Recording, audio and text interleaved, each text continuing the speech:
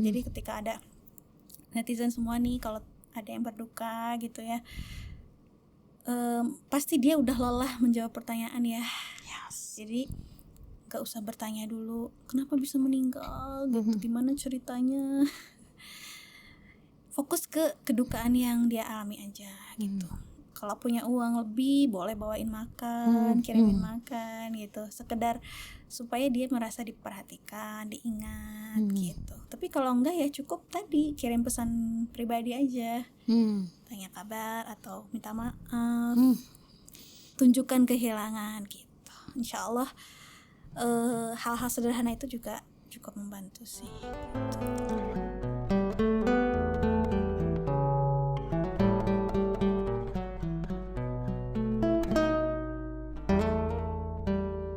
Assalamualaikum warahmatullahi wabarakatuh. Balik lagi sama Nabila di podcast Hijrah Story. Kali ini Nabila kedatangan lagi anak Unpad. Tapi ini anak Unpad bukan sembarang anak Unpad. Karena idola aku, literally idola aku. Idola aku dari zaman kuliah sampai hari ini. Zaman kuliah idolanya karena gila keren banget ini orang berani nikah muda masih kuliah gitu. Kalau sekarang idola ini karena Masya Allah tulisannya tuh begitu luar biasa. Seorang penulis yang luar biasa, yang mana tulisan-tulisannya selalu memelukku hangat dikala aku sedang sendu dan bersedih hati. Teh Urfa. Bisa aja nih. Beneran, itu gak beres ya. Itu gak beres, itu bener-bener kata-kata dari seorang fans, Masya Allah. seorang penggemar kepada Teteh. Aku serius, aku gak bohong. Ini gak beres ya teman-teman. Ini bukan, I'm not saying it because aku sedang hosting temani dan menerima Teteh sebagai tamuku tuh, no, nggak peres, nggak gombal, tapi memang bener-bener dari hati, bener-bener, because that's what happen when you do something good and it impact people, impact me. So thank you. Aku juga makasih banget udah dipercaya di sini dan dikasih ruang untuk ngomongin sesuatu yang mungkin sesuatu yang Yang sesuatu apa? yang ada tabunya, ada beratnya gitu ya. Ya mudah-mudahan ada manfaatnya lah. Teh Urfa senior aku di UV. Teh Urfa FAPSI, Fakultas Psikologi. Senior aku di Unpad. Kita beda satu tingkat ya Teh. Teteh 2011, aku 2012. Sama-sama sudah tua kita. Sama-sama sudah kepala bedanya tiga kita. Iya, aku belum. Masih 2 bulan lagi. Menolak tua Nabila. Masih 2 bulan, aku masih 29 tahun. Teteh lulusan psikologi. Kemudian yang paling aku ingat seperti yang aku bilang tadi, yang paling ingat adalah ketika aku kuliah tuh Teteh tuh nikah muda, masih kuliah tingkat 3 udah berani nikah. Masya Allah. Aku cuma kecil nih udah nikah. Emang itu ngerasa masih kecil? Enggak sih. Enggak kan, justru karena udah sekarang siap. rasanya gitu. Ngerasa Kalau dulu aku masih muda banget ya, udah berani nikah. Waktu itu kenapa seberani itu? Iya karena apa ya? Aku waktu itu, kalau tingkat 3 tuh masih mikir job training, internship. But you did something awesome. Iya, ya panjang sih, itu bisa jadi satu podcast tersendiri. Briefly aja because that's not the point of this podcast. Iya, ya intinya aku merasa sudah butuh untuk menikah gitu. Dan memang ada jalannya. Jadi bukan yang ngebet juga, enggak, tapi tetap kayak menyerahkan kepada Allah juga. Terus ternyata jalannya terbuka, ya aku membacanya sebagai lampu hijau gitu dari Allah. Oke, mungkin aku ya this is the time. Gitu. Insya Allah, minumnya kebalikan sekali sama saya. Hingga hari ini kayaknya kayaknya belum siap deh. Aku masih bocah banget.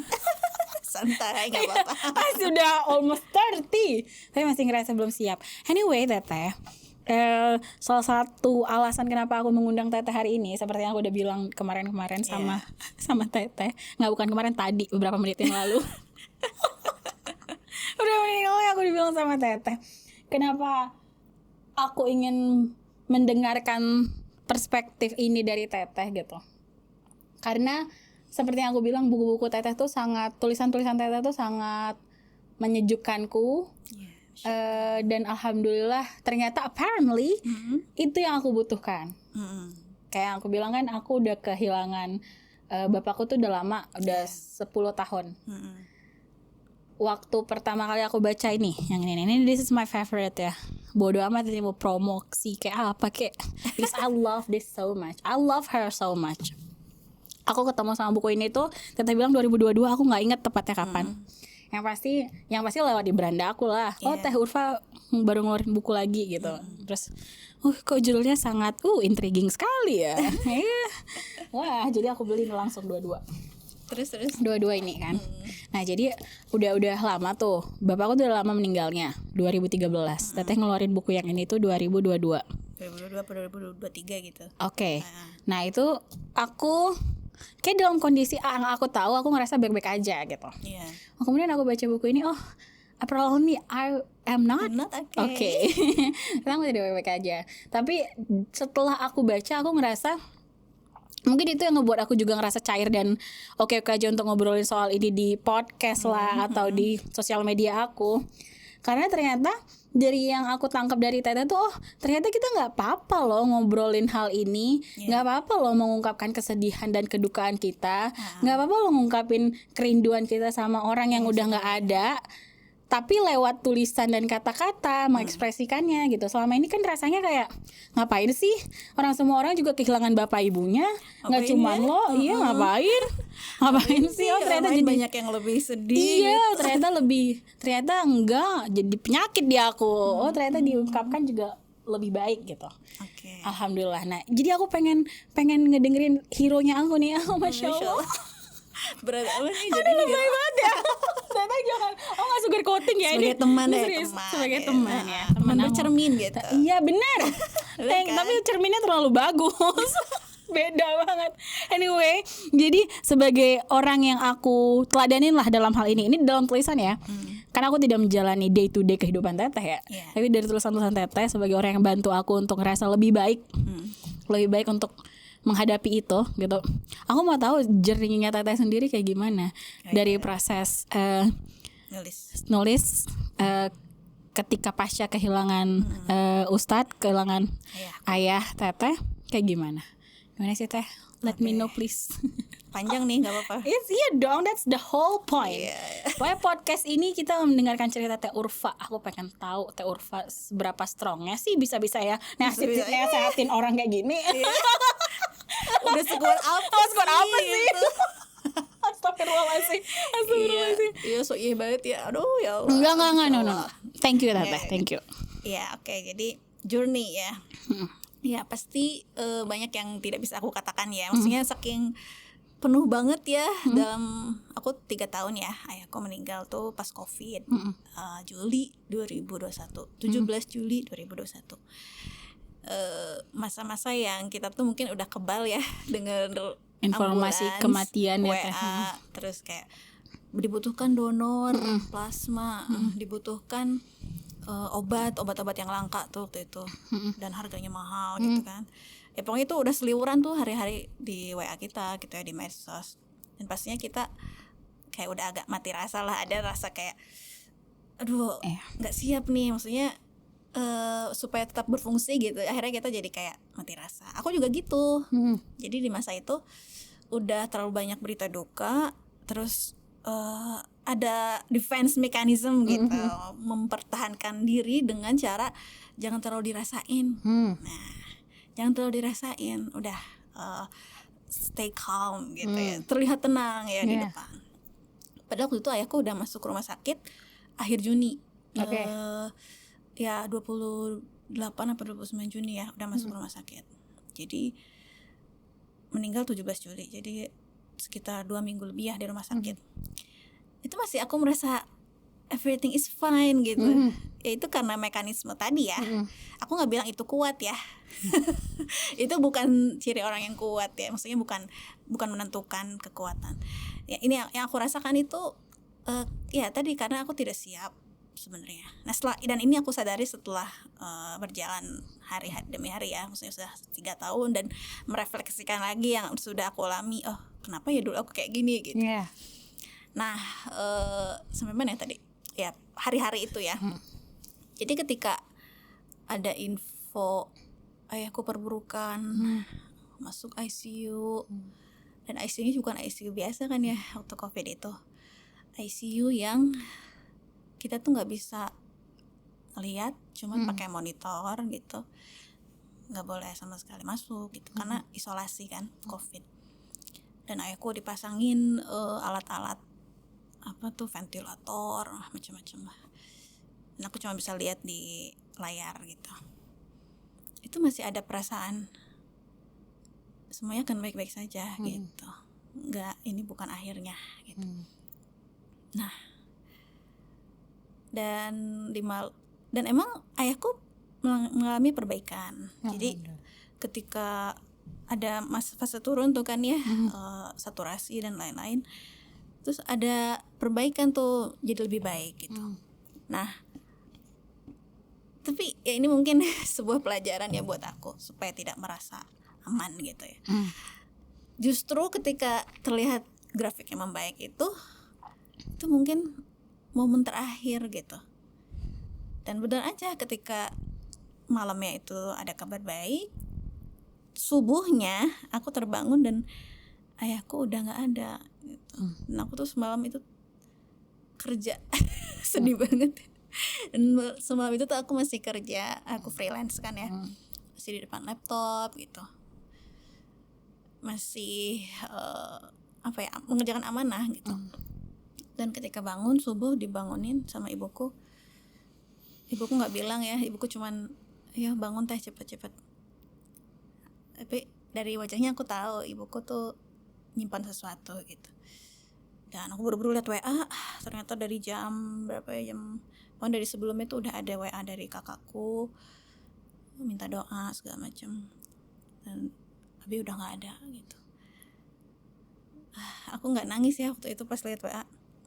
Aku cuman seperti biasa mau sholat gitu kan, subuh di kamar mandi, tiba-tiba aku langsung terduduk di depan keran. Aku sengaja nyalain keran gitu, mungkin biar nggak terlalu kedengeran ya. Nggak terlalu kedengeran gitu. Aku nangis hancur.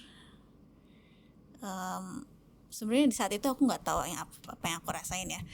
Dan aku baru sadar ternyata aku nggak pernah belajar bagaimana cara menghadapi duka. Nggak pernah secara khusus gitu menyiapkan diri. Oh, kalau berduka tuh kamu akan begini.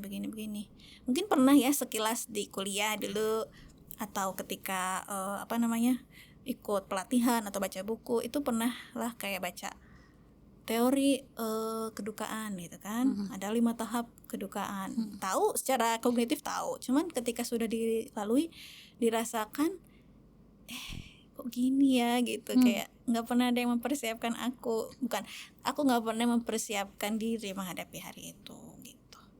Hancur dan sangat hampa gitu, kosong. Mungkin saking banyak perasaan yang muncul dan aku nggak bisa satu-satu mengenalinya gitu ya, rasanya seperti hancur aja, hampa. Aku suka bilang sih kayak melayang gitu kok. Jadi kayak nggak tahu aku ada di mana gitu kan. Dan berharap ini tuh aku mimpi aja gitu. Si kamu juga gitu kan, kayak besoknya pas aku mau tidur lagi, walaupun susah gitu kan, tapi pas tidur, pas bangun berharap tadi tuh cuman mimpi buruk yang aku tinggal bangun aja gitu. Dan ternyata enggak ya. Ternyata kenyataan itu lebih buruk dari mimpi, Cela. Jadi maksudnya ketika terbangun dan orang yang kita sayangi udah nggak ada tuh, ini bukan dunia yang pengen aku tinggali gitu. Aku ada perasaan kayak pengen ikutan deh, nggak sih? Kamu gitu nggak sih? Ketika ngelihat ayahku dikubur gitu, kayak ada perasaan apa aku ikut aja ya, masuk gitu. Maaf ya, ini aku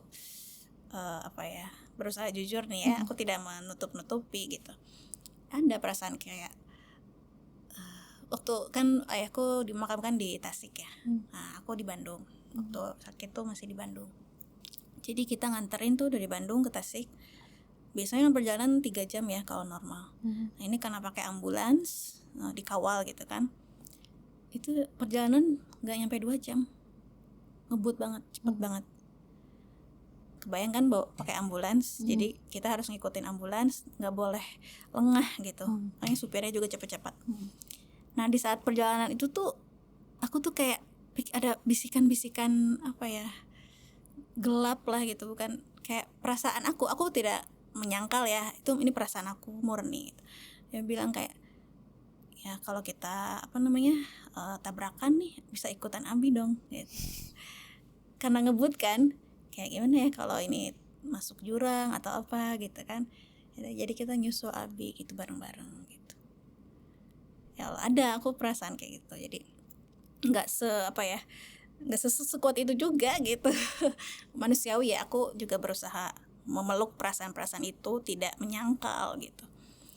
Nah hari berlalu aku karena suka nulis ya. Nah jadi sebelum aku kehilangan juga aku udah nulis beberapa buku. Jadi itu nulis itu cara terapi aku ya, cara terapi, cara aku mereframe atau membingkai pengalaman yang sudah aku alami gitu. Cara atau bahasa gampangnya mengabadikan gitu, mengabadikan perasaan gitu, tulisan. Jadi aku tujuan nulis tuh lebih ke fungsi buat aku sih gitu. Nah jadi ketika ayahku meninggal, aku juga pakai cara itu. Cara itu yang membantu aku untuk lebih mengenali perasaanku gitu. Mungkin karena aku terbiasa menulis, jadi aku tidak mengalami kesulitan gitu untuk mengungkapkan ini di publik, misalnya di Instagram gitu kan, atau di blog gitu. Aku tidak punya blok atau penghalang gitu. Mungkin ada yang berpikir kenapa dituliskan sih kesedihan gitu kan, kenapa se-ekspresif itu gitu. Mungkin ada yang berpikir seperti itu, kesedihan itu kenapa ditunjukkan gitu. Ya aku tidak punya pikiran yang gimana ya pengen menginspirasi atau apa, enggak. Aku cuman kayak membiarkan diri aku merasakan itu dan membiarkan orang lain melihat aku terluka gitu. Membiarkan orang lain menyaksikan aku tuh berduka gitu. Nah jadi aku di awal-awal tuh nulis sering di Instagram, di blog, hari-hari ketika berduka. Ada puisi, ada cerita sehari-hari, ada cerita tentang barang peninggalan ayahku gitu. Nah itu membantu aku ternyata. Apakah membantu aku jadi tidak berduka? Enggak. Itu hanya membantuku merefleksikan aja dan membantuku menerima semua kenyataan itu tanpa denial gitu. Nah itu Nabila udah nunjukin tadi buku tuh yang Tetap Hidup yang paling atas. Nah itu versi belak-belakan, curhatan belak-belakan tanpa filter. Perasaan sedih ada, perasaan marah, kerasa nggak? Ada perasaan marah, perasaan menyesal, nah ada banget gitu kan. Aku tuliskan secara apa adanya gitu. Kalau bertanya kenapa seugal-ugalan itu sebelak-belakan itu, ya nggak kenapa-napa. Maksudnya emang pertama itu cara aku berdamai dengan diriku. Sejujurnya di momen itu aku nggak mikirin omongan orang sih, kayak nggak mikirin pendapat orang gimana. Aku cuman sedang berduka gitu. Aku hanya ingin dilihat sebagai orang yang berduka aja gitu. Nah makanya aku tulis di buku itu. Sampai ada temanku yang kayak mungkin bingung atau heran ya, kok bisa nulis di masa ketika kamu lagi nggak baik-baik aja gitu. Karena kan nulis itu pekerjaan berat ya, maksudnya untuk kognitif kita, untuk otak kita tuh butuh kebersihan harus clear lah gitu. Kalau dalam perasaan berduka tuh kan nggak jelas ya perasaanku apa. Sebenarnya aku juga mengalami kesulitan untuk mengungkapkan itu gitu. Tapi terbantu dengan kebiasaan aku journaling, kebiasaan aku. Jadi yang mengalir gitu. Dan dari Instagram aku jadi pindah ke buku gitu. Supaya mungkin ada aku bisa mengkristalkan apa yang aku alami gitu ya.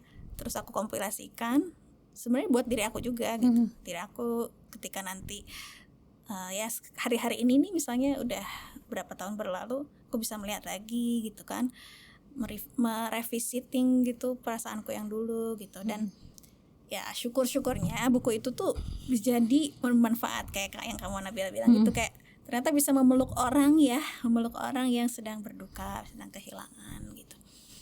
Nah, apa ya tadi pertanyaannya? Journey-nya Tata. Iya, ini masih journey ya. Masih Iya, journey. jadi panjang nih. Oke.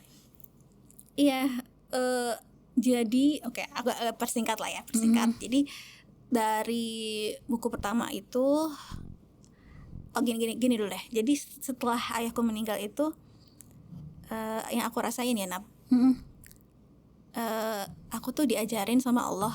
Aku merasa gitu ya, Allah sedang mengajarkan aku untuk lebih berserah kepada takdir, atau lebih percaya aja sama jalannya takdir Allah gitu.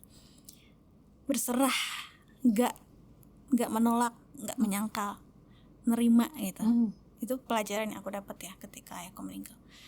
And that's not an easy thing to do. Ya betul, bukan berarti itu mudah ya. Itu sebuah pelajaran besar ya, dan kita juga satu persatu gitu melahapnya itu. Jadi bukan cemilan yang bisa kita cemil satu-satu dengan cepat gitu. Itu kayak sesuatu yang besar, dan kita mengunyahnya pelan-pelan gitu, dan kita mempraktikannya juga sangat jatuh bangun lah gitu. Kita juga ngalamin berarti. Iya, sama aku juga ngalamin. Bertanya-tanya gitu nggak Teh? Kenapa sekarang? Kenapa abiku? Kenapa? Iya, boleh aku ceritain itu ya? Boleh banget dong. Oh gitu banget Teh. Allah. Kenapa ayahku tidak selamat? Iya. Kenapa yang lain selamat? Kenapa yang lain sembuh? Oke. Kan di saat itu banyak yang sakit juga. COVID bukan cuma ayahku, ratusan ribu orang, jutaan orang kan seluruh dunia. Kenapa di antara yang jutaan itu ayahku meninggal gitu? Ada banget perasaan. Sebenarnya aku juga tulis ya mungkin di buku itu. Kenapa? Sampai aku mikir jauh ke COVID-nya gitu. Kenapa sih ada orang yang makan kelelawar? Ngapain sih makan kelelawar gitu? Ya kan dulu teorinya ada yang makan di pasar apa tuh? Di Wuhan. Di Wuhan terus jadi zoonosis gitu ya, penyakitnya pindah ke manusia. Ya ngapain gitu makan kelelawar gitu, nggak makan ayam atau apa gitu. Jadinya kan kayak gini gitu. Ada pertanyaan-pertanyaan kayak gitu. Kenapa ayahku? Kenapa bukan yang lain aja gitu? Ya egois ya kayak kalau sekarang didengar. Cuman ya itu perasaan jujurku. Dan ya kenapa sekarang ya gitu? Kenapa nggak nanti sih? Aku masih pengen. Aku belum sempat. Ya banyak lah yang belum aku sempat lakukan gitu.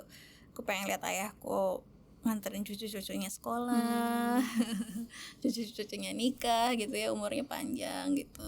Kenapa di umur segini? Sebenarnya masih kalau kategori muda tuh ayahku meninggalnya masih cukup muda sih, 55 tahun. Sama, abiku 53. Ya masih 50-an ya, kayak masih ada. Kenapa ya? Jadi kalau lihat orang lansia nih yang udah senior gitu ya, udah tua, kok ayahku nggak setua dia ya? Maksudnya tuh kenapa umurnya nggak sepanjang orang ini? Ada ya pertanyaan kayak gitu. Ya pertanyaannya, tapi bukan penyesalan. Maksudnya kayak sebuah, ini tuh kayak aku pahami ya, itu kayak sebuah apa ya? Wajar kan Teh? Iya, respon manusiawi lah. Karena kan kita punya riwayat nih hubungan dengan ayah kita gitu kan, sekian puluh tahun. Terus tiba-tiba ayah kita meninggal.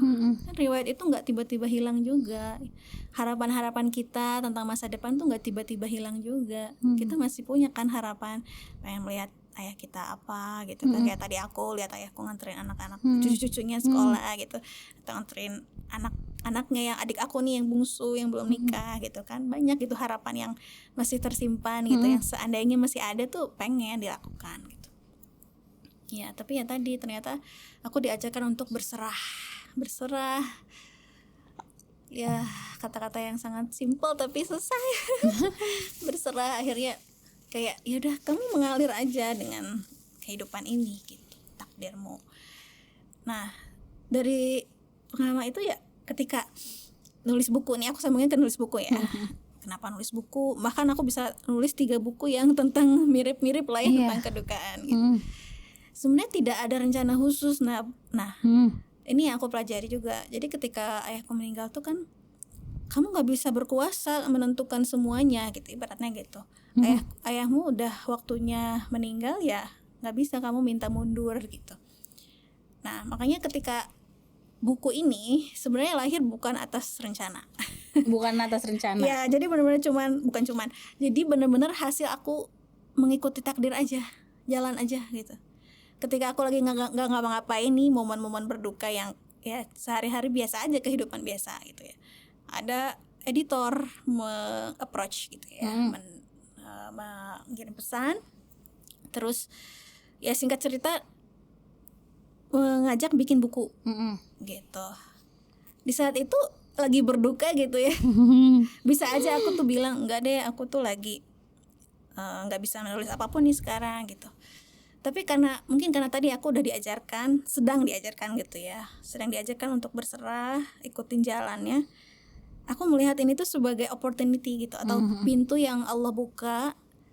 Oh, mungkin ini nih yang Allah pengen aku lakukan gitu. Setelah ayahku berduka, nulis, membuat pengalaman yang aku alami itu menjadi sesuatu yang lebih besar gitu. Bisa jadi gitu ya. Bukan sesuatu yang hanya aku rasakan terus aku simpan, tapi mungkin ada bahasa mudahnya hikmah lah. Hikmah dari semua ini gitu. Nah, aku nggak berkata tidak. Aku karena merasa ya ini mungkin dari Allah ya, takdirnya gitu. Aku berserah aja deh gitu. Dan aku ketika dibukakan pintu itu, aku ya I said yes gitu. Aku nggak berkata tidak. Ya oke, ayo gitu. Sama nih buku ini juga nih, yang rumah ini tak lagi sama. Melalui duka setelah kematian orang tua. Ini juga bukan buku yang sengaja aku buat sendiri gitu ya, terus aku lamar-lamar. Justru penerbit yang approach aku juga gitu.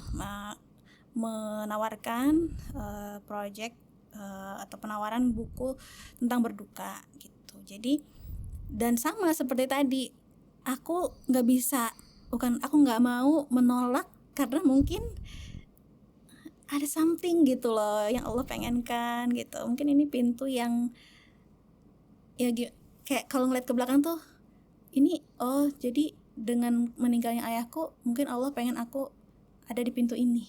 Tapi karena ya, jadi apa sih yang kamu dapat dan bisa kamu gunakan gitu. Sampai ini menarik. Nah, apa? Aku mau ini ya, lanjut ya, nanya ya. Boleh. Teteh bilang dengan meninggalnya ayahnya Teteh, jalan Teteh akan ada di sini seperti ini gitu kan. Nah, aku justru hal yang berbeda. Justru aku sering bilang yang muncul adalah what if. Andai saja, bagaimana jika kalau beliau masih ada? Jangan-jangan bakal ABCDE gitu. Jangan-jangan hidupku akan lebih mudah, itu yang paling utama. Kayak di podcast sebelumnya sama Ambu, aku pernah bilang sesederhana, aku bilang kalau doi masih ada, beliau masih ada tuh, aku yakin 100% aku nggak akan pernah disakitin sama orang. Kalau ada orang nyakitin aku, udah dihajar sama dia. Itu tuh it's a fact. Beliau seperti itu. Jadi kalau ada sesuatu terjadi, bilang aja sama doi itu bakal beres. Habis gitu. Gitu. Iya, kayak mafia ya.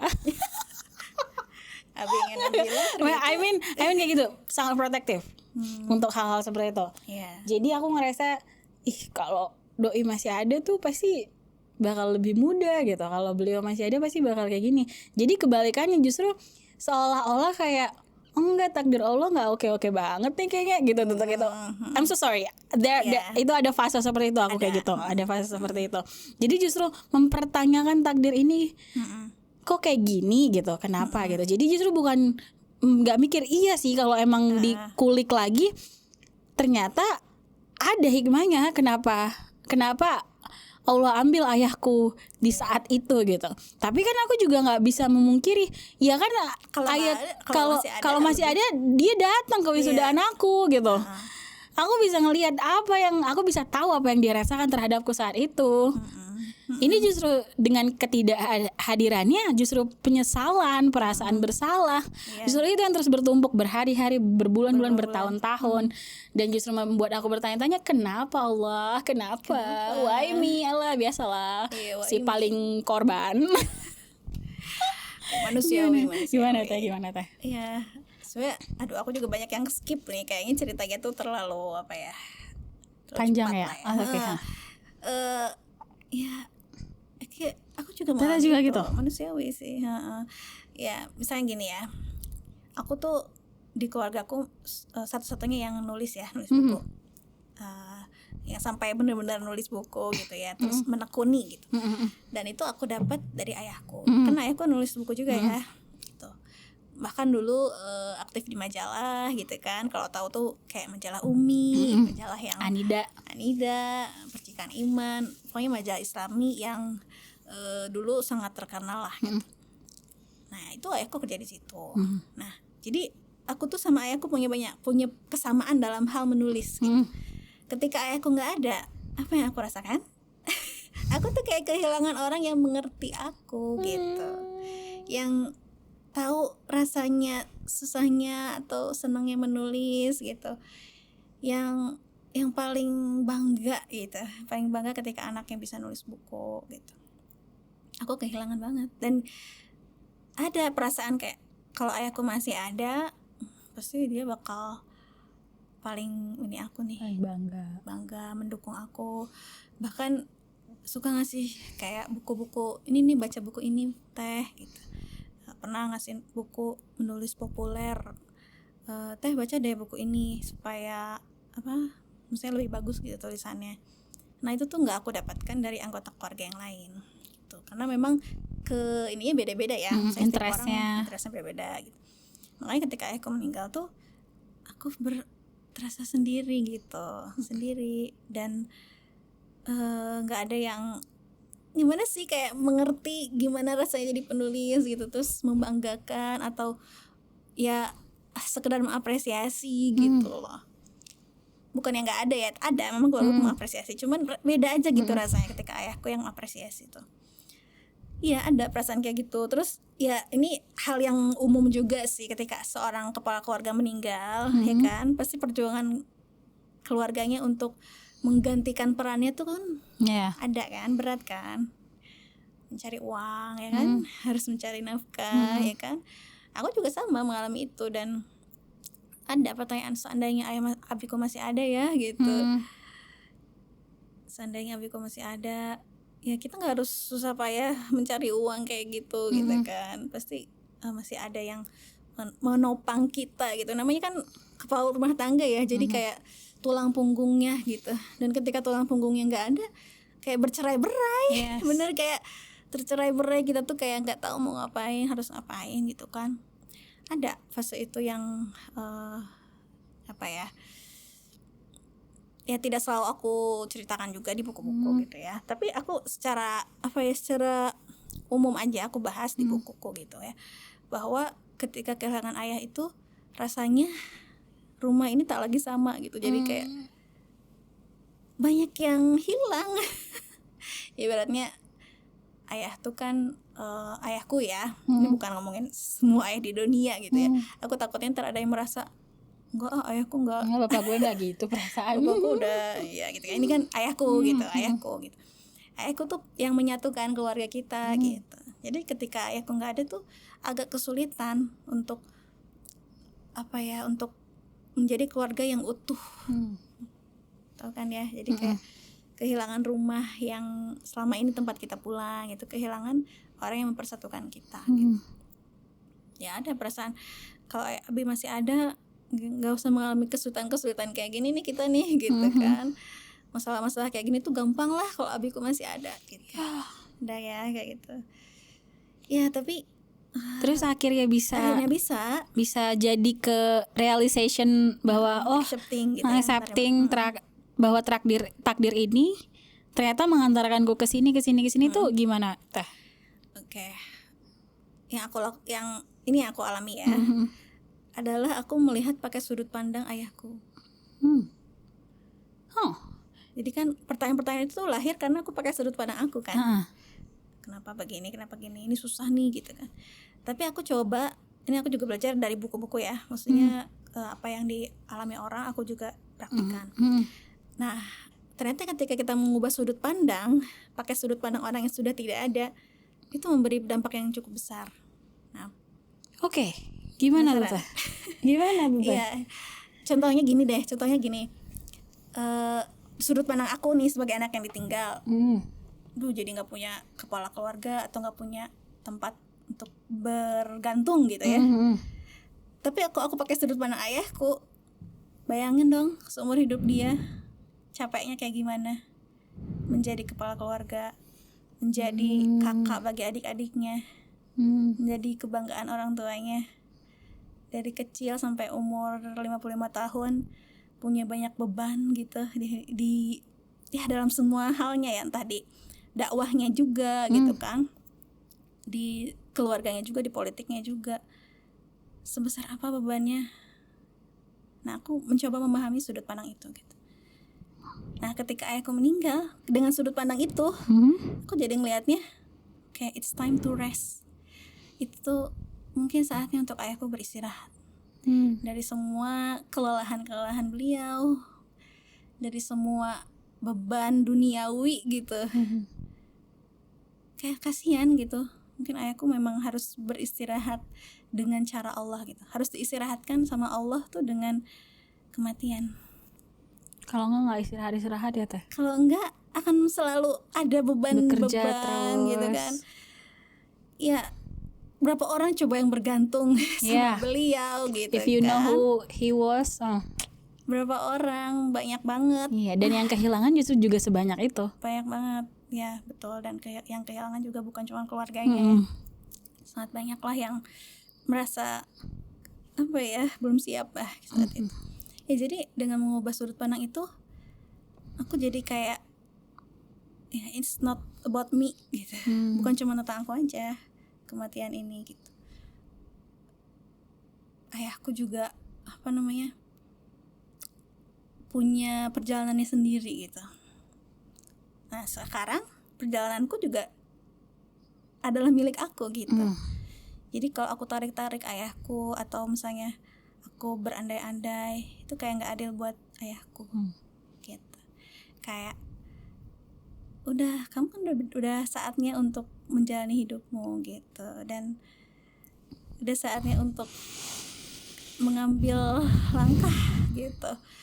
Nah itu. Dan ada satu yang aku ingat juga nih, Nap, ketika aku lagi sedih-sedihnya ya di saat COVID itu. Jadi tahu kan di akte kematian ya. Jadi ketika orang meninggal, dari dokter tuh ada surat kematian. Di situ ada tulisannya penyebab kematiannya apa gitu. Meninggalnya jam berapa gitu. Nah, ayahku tuh tertulisnya penyebab kematiannya adalah multi organ failure. Kegagalan multi organ. Jadi organ-organnya sudah tidak bisa berfungsi normal lah gitu karena penyakitnya. Ada momen kayak kok bisa sih gagal? Kok bisa sih organ-organnya tidak mau bekerja sama lagi? Kok bisa sih dokter nggak bisa menyembuhkan organ-organ itu?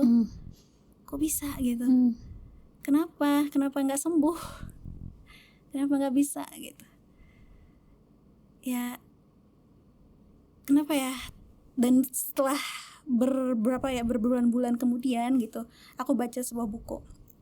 Di buku itu dibilang bahwa sekarang tuh kematian itu sering dianggap sebagai kegagalan. Ya tadi ya, bahasa-bahasanya tuh lengkap dengan kegagalan. Gagal ginjal, gagal jantung, atau yang tadi seperti ayahku, kegagalan multi organ. Seolah-olah kematian itu karena kegagalan kita. Kegagalan kita yang kurang berusaha menyelamatkannya. Kurang maksimal ikhtiarnya. Aku ngerti itu bahasa kedokteran ya, bukan bahasa untuk menyimpulkan kehidupan orang. Itu kan bahasa kedokteran yang tidak pakai tendensi emosi gitu kan. Cuman kita sering menafsirkannya jadi aduh seandainya dokternya terus seandainya kita lebih cepat, atau kalau di zaman COVID tuh seandainya nggak dibawa ke rumah sakit. Ada tuh yang kayak gitu. Kenapa dibawa ke rumah sakit? Jadi meninggal. Iya. Harusnya di rumah aja. Tapi ketika ketemu orang yang meninggalnya di rumah, coba ya waktu itu dibawa ke rumah sakit. Tapi waktu itu rumah sakit penuh, nggak ada yang terima. Sawang sinawang. Jadi keduanya sama-sama nggak siap gitu. Oke, balik lagi ke yang tadi nih, kegagalan. Nah, aku baca tulisan obituari ya. Jadi ucapan belasungkawa dari teman sahabatnya ayahku, salah satu teman ayahku di medsos. Aku baca ternyata beliau itu ini juga survivor COVID. Jadi termasuk yang awal-awal kena COVID dan sampai parah gitu ya. Sampai masuk ICU juga. Tapi qadarullah, Allah masih ngasih umur, sembuh lah dia gitu. Dan ketika ayahku meninggal, yang beliau katakan adalah, saya iri pada ayahku gitu, iri ke Ustadz Tate. Kok bisa iri sama orang yang meninggal? Kayak gak masuk logika ya. Tapi beliau tulis iri karena beliau itu sudah mengharapkan syahid. Ketika beliau sakit yang sampai masuk ICU itu, beliau tuh kayak mungkin udah siap ya kalau Allah saatnya memanggil dia gitu. Karena kan ketika orang muslim meninggal dalam wabah, itu kan ada ya hadis Nabi yang bilang itu termasuk syahid. Nah, ketika ayahku wafat, beliau berkata, saya iri karena beliau meninggal dalam wabah, karena wabah gitu. Dan insya Allah syahid gitu. Jadi cara beliau melihat itu bukan pakai sudut pandang dia sebagai manusia aja gitu. Nah, pas baca tulisan itu aku tertampar deh, tersentuh dan tertampar di saat yang sama. Tertampar, ternyata iya ya. Dan dengan sudut pandang ayahku, mungkin ini yang Allah inginkan untuk beliau gitu ya. Mudah-mudahan gitu ya, ayahku meninggal dengan sambutan malaikat yang luar biasa gitu kan. Syahid disambut dengan meriah di alam kubur gitu kan. Itu jadi ketika aku melihat sudut pandang itu, aku jadi dengan sendirinya rasa-rasa itu tuh jadi terarahkan gitu.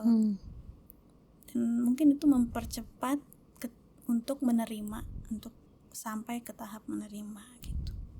Bukan berarti ketika sudah menerima nggak sedih ya. Bukan berarti ketika sudah menerima udah langsung bisa bahagia, enggak. Justru itu tahap yang berat juga ya untuk menjalani hidup setelah menerima tuh gitu, panjang. Cuman itu cuplikannya aja sih, sudut pandang yang aku coba ubah gitu, supaya karena sakit juga ya, hidup dalam penyesalan, hidup dalam pengandaian, pertanyaan, capek. Gak ketemu jawabannya. Kalau mau dapat jawaban yang gamblang, emang Mau nanya ke siapa? mau nanya siapa, emang harus dijalani biar tahu. Gelap. Ya seperti terowongan gitu kan, panjang Ini gitu bahasa kan. penulis ya, Masya Allah. Iya, kenapa ya, aku tuh emang di buku-bukuku pokoknya selalu bilang melalui terowongan kedukaan. Pas lagi di momen itu benar-benar kayak di terowongan, kayak kita tuh dijatuhkan gitu ke tempat yang gelap, terus kita harus jalan gitu, keluar kemana ya Allah gitu. Ya alhamdulillahnya masih beriman. Alhamdulillahnya gitu Alhamdulillah. ya, iman yang menyelamatkan gitu. Jadi kayak ketika benar-benar dijatuhkan tuh nggak ini banget lah, nggak nggak hancur, cuman masih ada harapan gitu. Itu sudut pandang yang membantu aku, cerita-cerita orang lain kayak tadi gitu, yang melihat kematian ini jadi sesuatu yang lebih lebih luas daripada yang aku pikirkan gitu. Ya ada momen men-tracking gitu. Ini gara-gara apa sih gitu. Awalnya gimana? Kok bisa kayak gini? Kok bisa kena COVID? Dari mana nih gitu. Tracking. Akhirnya apa? Kita jadi musuhan. Musuhan sama saudara aku. Musuhan sama keluarga aku. Menyalahkan. Dia juga nyalahin aku. Lah kamu kemana waktu ayah kita dirawat? Kamu gak ngerawat dia gitu. Itu juga sangat terpukul aku, karena pas COVID itu kan kita nggak boleh menengok. Ya, cuman komunikasi lewat WA aja. Dan apa ya, kalau ada kebutuhan ya kita anterin pakai ini kan, Gojek atau apa gitu. Ini nggak bisa datang. Ya ada banget lah perasaan kenapa ya aku nggak datang aja gitu, maksain diri gitu. Ya cuman saat itu memang kondisi tidak memungkinkan. Dan aku juga lagi hamil waktu itu. Tata lagi hamil saat itu. Iya, aku lagi hamil Ya semester Allah. Semester 2. Semester 2. Trimester 2. Berarti lagi fragile-fragile-nya. Jadi iya, baru aduh, iya itu lagi momen berat, akunya lagi hamil. Aku meninggal. Dan orang tuh kan bilang jangan terlalu sedih. Jangan terlalu sedih, kan lagi hamil. Nanti bayinya jadi apa ya, ikut sedih lah gitu. Ya gimana ya, aku nggak bisa mengatur supaya aku tidak bisa sedih gitu. Ya mungkin apa ya, nggak bisa secepat itu gitu. Akhirnya aku juga belajar sih. Ya memang ada ini ya, ada konsekuensi karena aku lagi hamil, terus aku berduka. Ada sih dampak ke anakku gitu. Oh iya tah? Ya Ada. Apa tah? Jadi sulit lah emosinya tuh, temperamental gitu. Itu beda dengan kakak-kakaknya lah gitu. Yang lebih easy gitu. Tantrumnya dan lain-lain gitu. Dan menurut Teteh itu karena impact dari emosi Teteh juga yang berantakan saat itu. Ya. Kecemasan anakku yang bungsu tuh lebih lah dari kakak-kakaknya gitu. Ya Allah. Cemas gitu. Nah, kamu luar biasa. Emosional. Percayalah, ibu kamu juga luar biasa. Ya Allah, sebenarnya ya gimana ya? Bukan sesuatu yang bisa dikendalikan. Ya, akhirnya aku juga tidak terlalu gimana ya kepada anakku. Ya memang saat itu ibu lagi berat gitu, gitu. Mungkin nanti ya kalau anakku udah ngerti gitu. Sekarang belum, dia masih 2 tahun. Ya memang dia dilahirkan ketika aku emosinya lagi naik turun gitu. Bahkan ketika dia lahir pun kecemasan aku mendadak apa ya, maksimal banget lah gitu. Ketika udah kehilangan tuh kan kita jadi lebih takut kehilangan lagi karena jadi lebih cemas, ngecekin masih napas enggak ya, masih ada detak jantungnya enggak gitu. Tidur bentar terus kebangun gitu kan, lihat kanan kiri masih ada kan gitu. Takutnya kitanya juga yang udah nggak ada gitu. Nah aku juga gitu. Jadi nah pas aku ngelahirin anak ketiga, berarti kan itu udah 6 bulan lebih lah setelah aku meninggal. Masih ada kecemasan itu, bahkan menjadi-jadi. Aku takut kehilangan anakku dan takut akunya meninggal gitu. Yang aku pikirin saat itu. Makanya tuh aku langsung nulis wasiat. nulis kalau ada apa-apa gitu kan. Terus aku juga mikirin anakku ntar. Ya pokoknya aku siapin lah gitu ya ke suamiku gitu. Nah, dan qadarullahnya juga pas melahirkan itu si ketuban itu pecah duluan. Jadi menambah kecemasan aku lah, makin menjadi-jadi. Pecah duluan dan sudah berwarna hijau. Yang artinya itu udah harus segera dikeluarkan. Karena bayinya bisa keracunan. Nah, janinnya bisa keracunan, bisa masuk ke pernapasan dia gitu kan. Wah, udah deh pokoknya dengan situasi itu jadi kayak kayaknya aku harus siap-siap dengan kemungkinan gitu kan, entah kehilangan lagi mungkin atau apa. Tapi aku tidak sampaikan ya saat itu, aku simpan aja dan masih tetap mengusahakan gitu, usaha terbaik supaya cepat lahir gitu. Makanya pas lahir anakku sehat tuh bener-bener ya Allah gitu, alhamdulillah gitu, kayak bersyukur karena kecemasan itu tidak terjadi gitu, tidak terbukti gitu. Ya setelah yang dialami sebelumnya kan mungkin aja loh kematian itu datang gitu kan. Ketika kita belum mengalami tuh kematian tuh jauh gitu, kayak nggak mungkin lah kita terkena, misalnya ada yang bencana alam ya di TV gitu kan, kita tuh ngerasa itu sesuatu yang jauh gitu. Aku terlindungi lah, aku selamat gitu. Jadi apa ya, bias gitu, kita tuh berpikir kita tidak akan mengalami itu. Tapi ketika mengalami ada orang tersayang yang meninggal, orang dekat kita, itu kayak menghancurkan belief kita gitu. Ternyata kita juga bisa loh mengalami. Secara psikologi tuh kenapa gitu sih Teh? Iya kan ya, kita ngelihat ada gunung Sinabung aja deket tuh sama rumahku tuh. Bisa walau alam apa yang terjadi sama Sinabung tuh, meskipun jauh kondisinya tuh jauh, tapi tuh walau alam apa yang terjadi sama Sinabung dengan kota Medan. Aku tinggalnya di kota Medan, Sinabung tuh di Kabanjahe, itu jauh banget. Aku gimana ya gitulah, teman-teman cari googling sendiri gimana jauhnya. Tapi walau alam kalau terjadi sesuatu sama Sinabung tuh bisa terjadi gitu, entah apa yang terjadi dengan Medan gitu. Tapi nganggap kalau itu jauh banget men, enggak, kita mah aman gitu. Tapi ketika sama dengan kematian, kayaknya ketika teman kita orang tuanya meninggal atau siapa kita dengar di TV, di toa masjid, kita ngerasa oh iya nenek itu udah tua, oh iya kakak itu udah tua, orang tua kita ternyata juga udah tua ya. Ya Allah. Iya ya Allah, nah itu yang aku pikirin juga. Aku tuh kayak kalau ngelihat orang yang sudah tua meninggal tuh kayak ya udah wajar, memang saatnya gitu kan. Terus tapi ketika ayah kita meninggal, walaupun dia udah tua, kayak harusnya belum gitu. Enggak, kayaknya gak tua-tua banget deh. Kayak bisa lah 10-2 tahun lagi gitu. Masih ada waktu. Itu kita suka mikir masih ada waktu. Masih ada waktu. Padahal enggak, kita gak punya waktu. Iya, makanya seberapapun umur orang yang meninggal, kita tuh bakal sama berduka. Ini contoh ya, maaf nih, orang yang meninggal kehilangan anaknya yang belum lahir, ya kan, anaknya kan belum lahir, sedih, ya iyalah sedih, berduka, kehilangan. Ada juga yang kehilangan anak yang masih kecil, mungkin umurnya baru beberapa bulan atau beberapa tahun, sedih, ya sama sedih.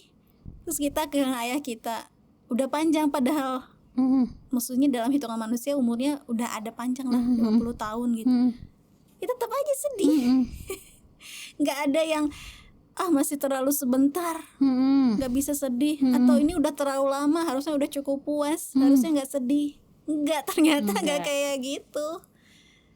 Ada juga misalnya baru menikah beberapa bulan, terus pasangannya meninggal, belum punya anak.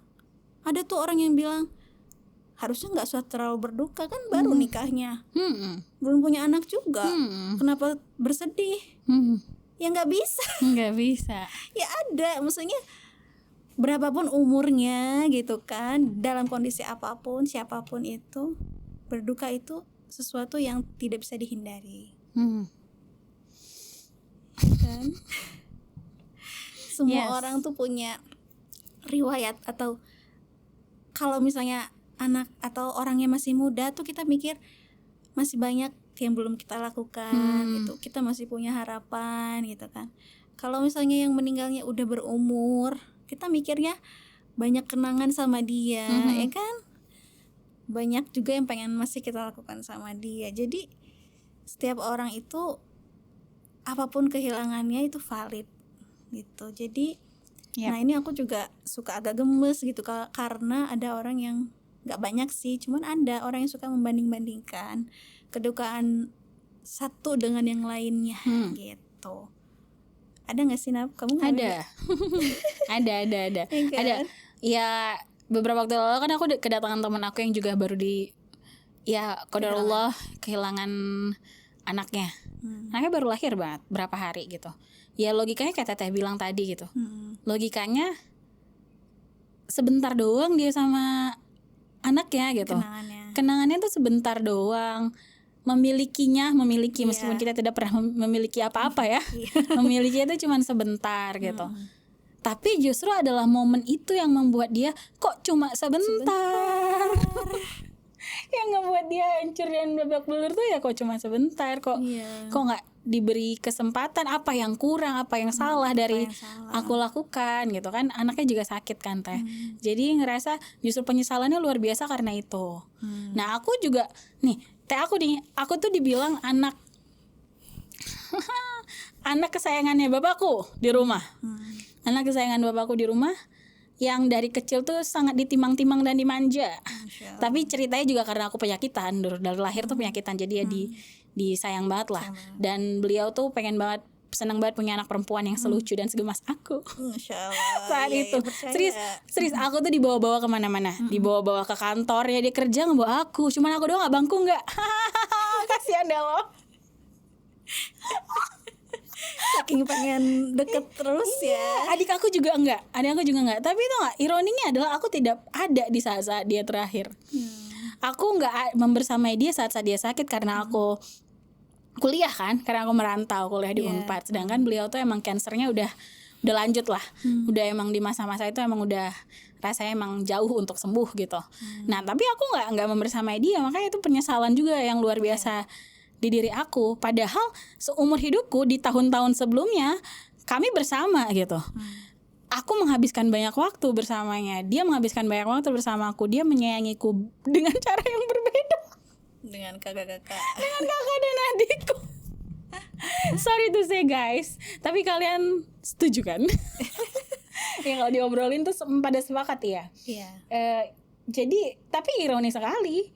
Ya penyesalan aku justru aku merasa tidak ada artinya semua itu somehow aku ngerasa nggak ada artinya itu semua itu. Soalnya saat terakhir aku justru jadi anak yang paling durhaka gara-gara teman-teman bisa tahu soal tragedi dodol di titik terendah, lihat sendiri gitu. Jadi gara-gara tragedi dodol itu aku ngerasa aku jadi anak paling durhaka ketika di saat-saat terakhir hidupnya aku tidak bisa menjadi anak yang paling ada lah buat dia gitu, bahkan untuk sekedar membelikan dia dodol gitu kayak gitu. Jadi ya nggak ada artinya lah semua jalan-jalan ke kantor selama ini ya gitu. Tiba-tiba semua kenangan bahagia itu jadi sedih ya, berubah bener gitu. Teh Itu kan kayak di film, tau nggak, Inside Out? Tiba-tiba jadi dari orange jadi biru semua. Bener banget, gara-gara disentuh sama si sadness kan. Bener banget. Jadi nggak ada excitednya lagi. Jadi point of view-nya jadi berbeda gitu. Jadi ada our thing, me and my dad gitu. Itu nonton, udah pernah bahas nonton MotoGP. Nggak pernah sama lagi nonton MotoGP. Sampai hari ini aku nggak pernah sanggup untuk nonton MotoGP bener-bener full nonton, ngeliat sekelibat doang. Nggak pernah bisa duduk anteng dari awal sampai akhir. Karena itu our thing. Itu yang kami tonton bersama. Bahkan di saat-saat terakhir beliau pun yang aku tanya, masih nonton Rossi nggak gitu, masih nonton nggak minggu lalu, gimana ya gitu. Ini tuh nggak pernah sama lagi Teh. Rumah ini tidak lagi sama. Jadi tuh, nah tadi yang ngebandingin kami kakak adik aja ngebandingin. Benar. Dan ternyata beda. Iya, ternyata itu universal ya, pengalaman yang dialami juga. Dibandingin kalau misalnya aku tuh kayak ya itu kan ayahmu kan kamu juga udah dewasa gitu. Coba banyak tuh anak yatim yang masih kecil butuh orang tuanya gitu. Mereka bisa kok kuat. Mereka lebih lagi dari kamu. Ya aku ya nggak apa-apa dong, aku juga punya kenangan dengan ayahku gitu. Walaupun aku udah dewasa, tapi dalam diri kita kan masih bocah. Kita tetap anaknya orang tua kita kan. Tetap anak orang tua kita, dan kita tuh tetap butuh orang tua kita sampai umur berapapun. Tetap ada longing for love gitu loh, ya kan? Keinginan disayangi mereka. Keinginan dijagain, ditanyain, ada sampai umur berapapun tuh, ya kan? Jadi bukan masalah umur, bukan masalah besar kecil. Ya tanpa mengecilkan perasaan atau kedukaan anak-anak yatim yang lain ya. Kita juga nggak pengen dibanding-bandingin kayak gitu. Karena membuat kita jadi kayak gak pantas loh, kamu gak pantas untuk berduka gitu. Padahal kenapa? Siapa yang melarang berduka tuh? Nih. Jika bersedih dilarang, untuk apa Tuhan menciptakan air mata? It helped me a lot, this book. Iya, dan aku ingat pas nulis buku itu tuh ada perasaan marah juga. Nah, mungkin kamu juga merasa kali ya, ada beberapa tulisan tuh yang aku tulis dengan rasa apa ya? Emosi luar biasa. Marah. Ya. Marah kepada orang-orang yang tidak berempati gitu. Karena udah kita lagi sulit nih, lagi sedih, omongan-omongan itu tuh sama sekali tidak membantu. Ya. Justru malah membuat kita jadi makin mau menjauh. Gitu. Nah, kasihannya tuh ketika orang itu tidak punya support system, dapat kata-kata kayak gitu, ya udah dia melalui duka itu sendiri gitu. Entah apa yang dia rasakan gitu kan, nggak tahu. Makanya aku nulis buku itu dengan harapan apa ya, adalah mungkin orang lebih bisa memikirkan perasaan orang.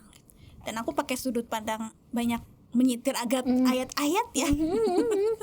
Tidak seperti biasanya gitu. Ada juga hadis Nabi yang aku pakai di situ. Ada yang tahu nggak?